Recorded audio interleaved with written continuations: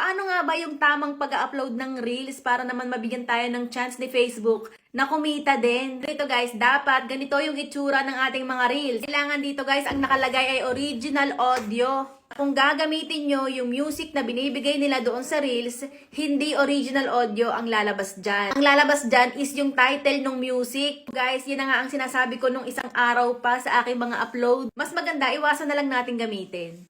Pangalawa, wala dapat watermark yung ating mga Reels. Walang tatak na TikTok, ganyan. Kung gusto mo naman talagang i-upload sa Reels yung video mo na galing TikTok, may paraan naman para matanggal yung tatak ng TikTok, yung watermark. Naituro ko na din kung paano gawin yan. Pakihanap na lang dun sa mga uploads ko, guys. Tapos, syempre guys, kapag magre-record kayo ng video, kailangan nakatayo yung inyong mga phone, nakaganyan, hindi nakaganyan. Kita nyo yung kamay ko, ang pangit. Ganyan ang mga kamay namin dito sa abroad, char. Guys, basta ganyan dapat, parang sa TikTok lang.